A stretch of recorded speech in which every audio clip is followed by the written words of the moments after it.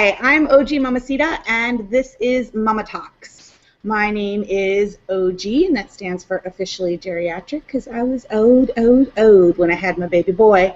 And the Mamacita is just because, yeah, I'm a Mamacita, so what? So today on my show, Mama Talks, part of Mama Tribe Network After Dark, I have today with me Miss MJ, who is my partner in crime and the host of All Things Crunchy. Say hey. Hello. And we have with us today Mr. Ryan McAllister, PhD, FUD as I like to call it. He is joining us on this, and today's topic is Circ 101 B or -2. So our topic is circumcision. We had discussed this in the past episode, so if you missed it, we will just kind of do a short recap and talk about what you need to know for this conversation today. So Ryan, if you can just give us a little, we asked you to explain to us what circumcision was, so if you could do that again, I would really appreciate it. In brief, it's an unnecessary surgical procedure usually done to a minor when somebody else is making that decision for them. And what specific body part are we talking about? Right, it's an amputation of part of the penile skin system. Foreskin. And we had mentioned before that the use of the term amputation is such an important thing because it kind of rinses off the sugar coating that we have become familiar with in regards to this topic, how we as a society in general really don't have a true understanding of what circumcision is. So is this, well, you already said that this is an unnecessary procedure. So if you could just kind of explain in the graphics about how this amputation actually takes place. Well, so the penis has sort of a double-layered skin system that's involved that keeps there an inside and creates an inside and an outside, and so the part that is double-layered has been named the foreskin, and I think it's been given that name mostly in order to have a name for what you're cutting off. And in order to do that for an infant, you have to first forcefully remove it from the glands or the head of the penis where it's attached. And then once you do that, you either cut it off or you bind it in such a way that you cut circulation off from it, and then it dies and falls off. So I still just am kind of appalled at it, and I had seen the video in your presentation, An Elephant in the Hospital Room. Is that the correct title of it? Just An Elephant in the Hospital. Okay. Oh, An Elephant in the Hospital. Okay, thank you. And yeah, wow, super shocking, very graphic, but I didn't watch the whole thing. I have to tell you, I couldn't take it. It was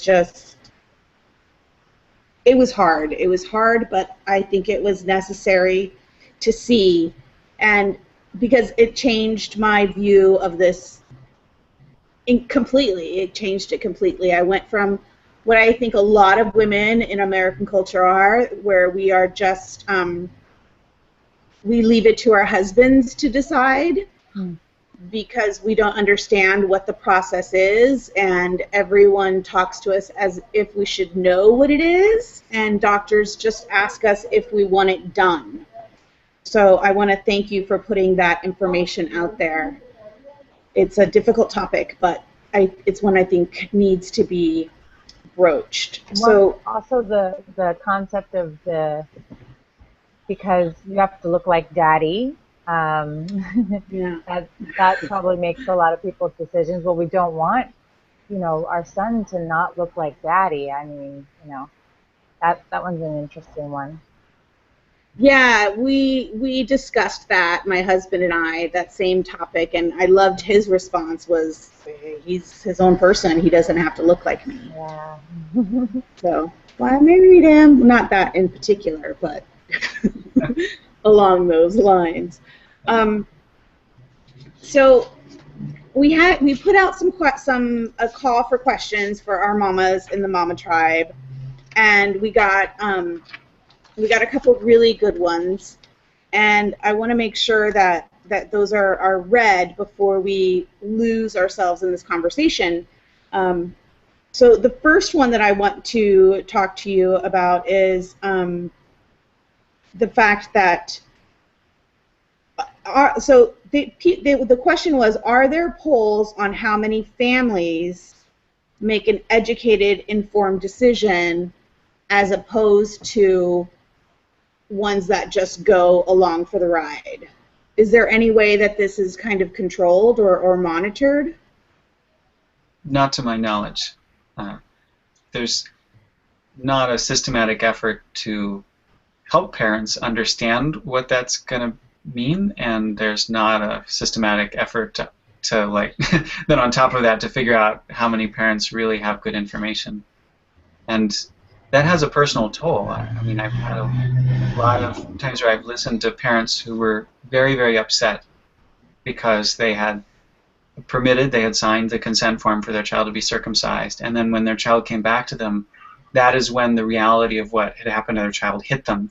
And of course, at a moment when it's too late to do anything about that. So there's this huge sense of grief, of loss, of anxiety, of pain and guilt about what have I allowed to happen to my child. I can definitely understand that, particularly after having seen the video. So how can we as people who are aware, I now go ahead and use the term intactivist. I am an intactivist. I will do what I can to help people understand what this procedure is about. But what can we do to help people, that expecting parents who are surrounded by those that say, get the procedure done, everybody does it, you need to do it. How can we help them? I mean, in a grand sense, we have to change that sense of the social norm, to break the taboo about talking about it frankly. I see that our culture is at a place right now where we're allowed to talk about it glibly. We can make jokes about circumcision on mainstream television shows, but talking about it frankly is quite rare. It's considered offensive a lot of the time. If you make some joke about circumcision and the pain a child goes through, that's considered funny. But if you say, oh, that's actually not, I mean, it concerns me that we're cutting or amputating part of the child's penis, then suddenly you violated that taboo. So the taboo is very irregularly shaped. It's a complicated one that we've created.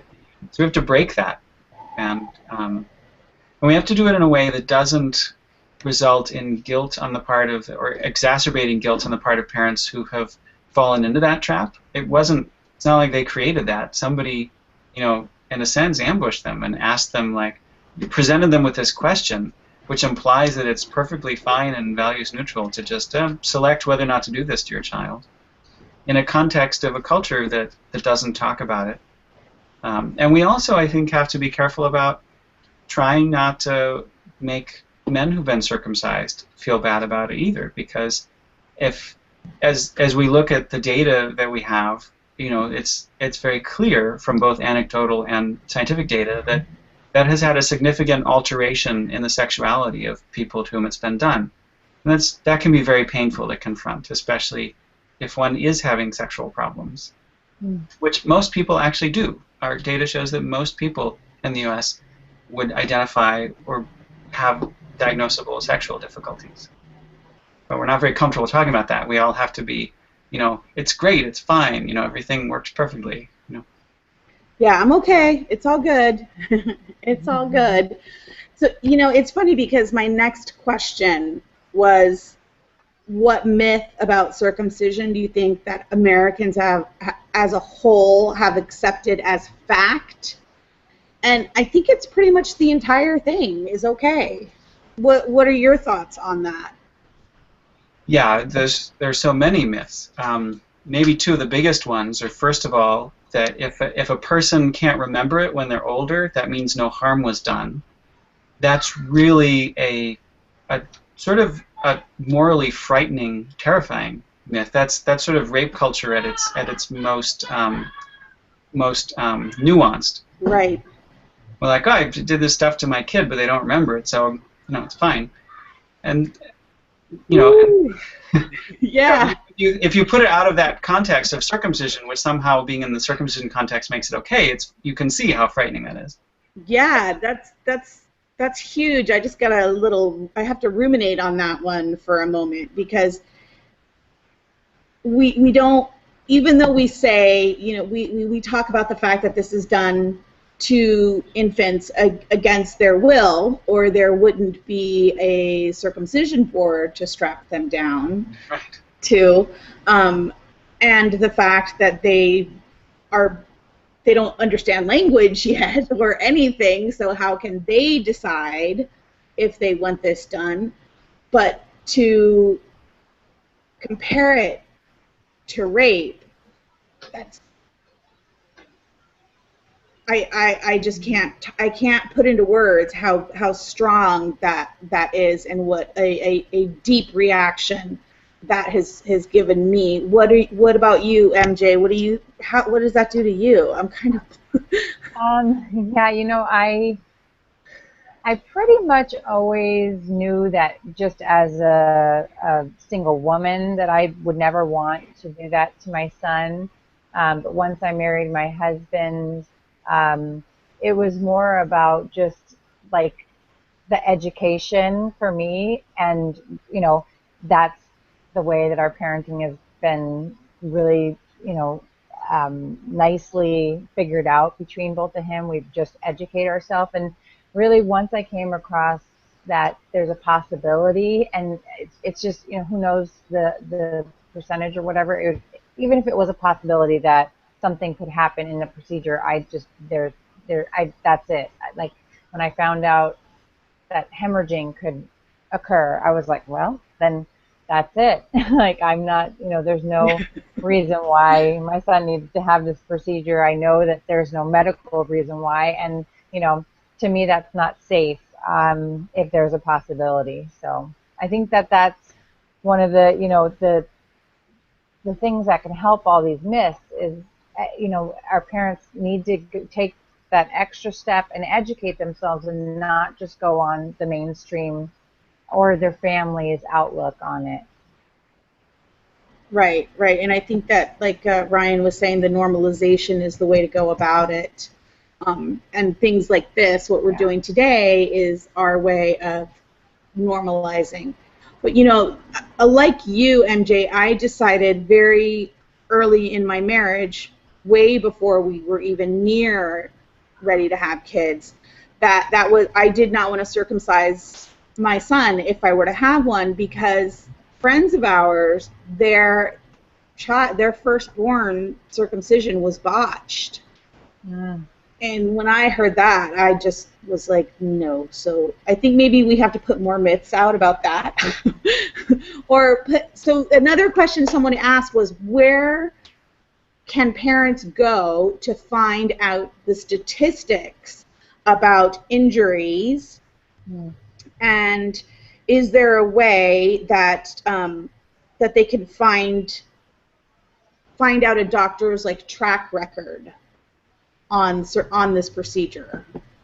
Right. So those are great questions, and the answer I have for you is also grim. There is no way to find out the statistics of the complications. There are several studies that try to assess the rates of the more common complications, and there are a bunch of case studies of the more rare and frightening complications. But nobody has really put together the data on how often they occur. And I've talked to, also having done this for a number of years now, there are men and their partners who have come to me to tell me about the way that their circumcision was botched, and I'm the first person they've told other than their intimate partner. So there's a lot in the woodwork, because again, because now you've got so many layers of taboo, right? Who wants to go around and publicly say, like, you know, my penis is you know, I can't have an erection. It's not, you can hardly find my penis. It's shaped in this very strange way. You know, all these things. It's got all these scars all over it, or whatever. You know, it's not very easy for men to talk about that for a lot of reasons, and we don't have a society that's very sensitive to them. A lot of men have also talked to me about how rudely they've been received, how marginalized they've been when they went to a counselor, a doctor, you know, somebody to talk about how their sexuality wasn't working for them, this injury they had, the way that they don't feel like they have orgasms, you know, all the sorts of things, and they just get, you know, brushed aside.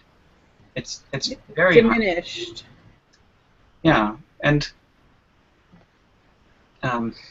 so I have a question, and I don't want this to sound glib, but it did pop into my mind as you were talking, and I'm not the most tactful person at times, but I'm just I'm wondering what kinds of injuries happen, and you know, I'm also wondering, so if the guy's penis kind of goes to one side, is that a circumcision injury, or is that not a circumcision injury?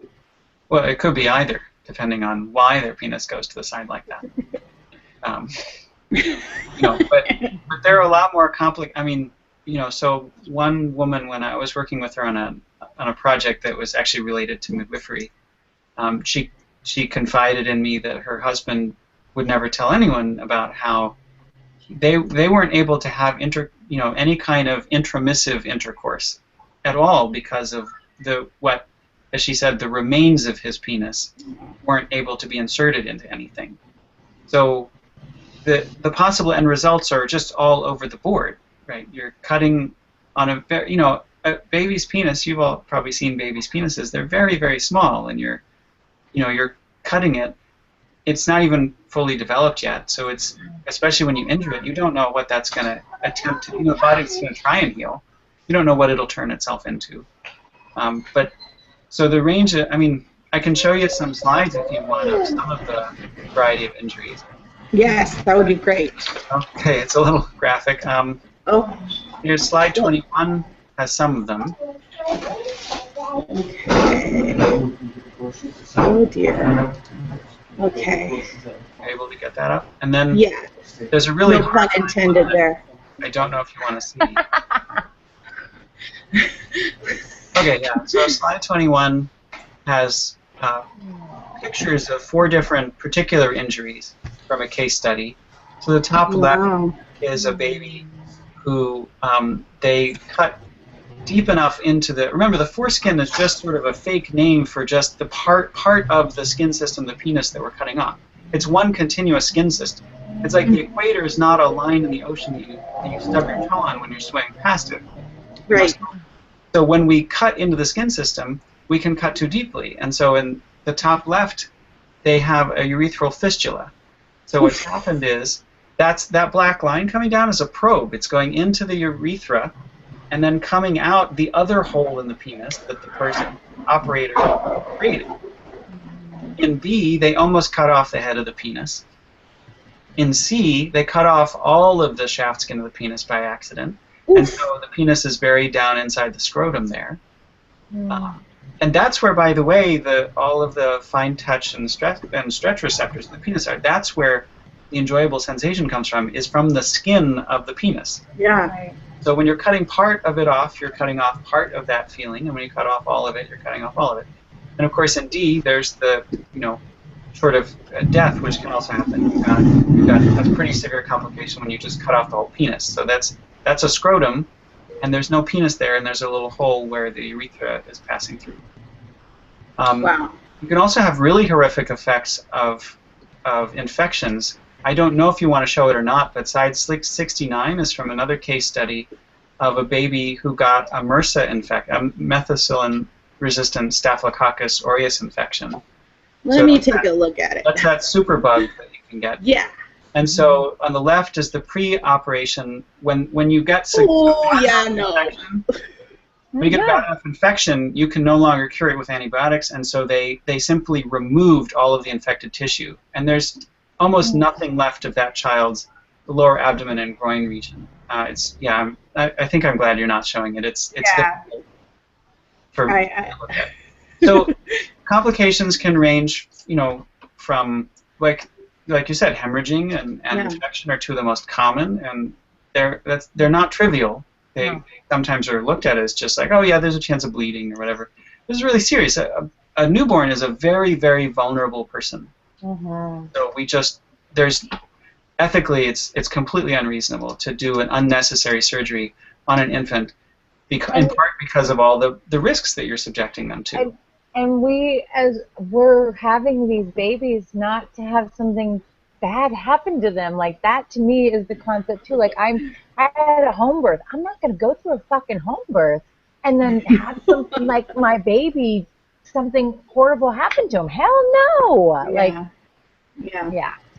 But if everyone around you is acting and speaking as though it's like getting their hair cut, and your insurance company pays for it, and your doctor is offering to do it, it becomes confusing.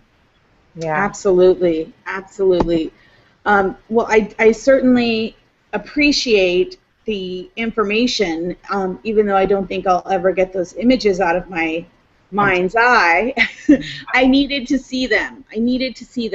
Because I needed to understand what was actually happening, so that when moms come to me or come to M and ask us questions about it, I can refer them to your information and let them know that this is something that they can't ignore any longer. Yeah, it's really it needs to be a conscious decision. We're talking, though it's not. Yeah, and it's definitely something that we have to work on mainstreaming every day. Yes, and it's unfortunate, and one of the reasons that it took me so long to put this show out, and I had talked to you about it, Ryan, was trying to find someone that could give that information from an objective and educated position, as opposed to somebody who, for the sake of show or for to be salacious, would have all of these graphic images, and people should radically stop listening. So I'm really appreciative to Ryan McAllister for joining us today and discussing this, and we will put all of his information up on for you guys in the show notes, and certainly if you have any question that you would like to pose to Ryan, get it either to us, or you can email him at justtheskin.org, or at unbreakingbirth.org, which is his other site. And I really appreciate the time that you spent with us today. Is there anything that you would want the expecting parent, the new parent, to know, the one snippet of advice that you could give them as they contemplate this? What would it be? Well, in addition to the idea that we talked about yesterday, that there's no way that the child wants this to happen to their body. Right.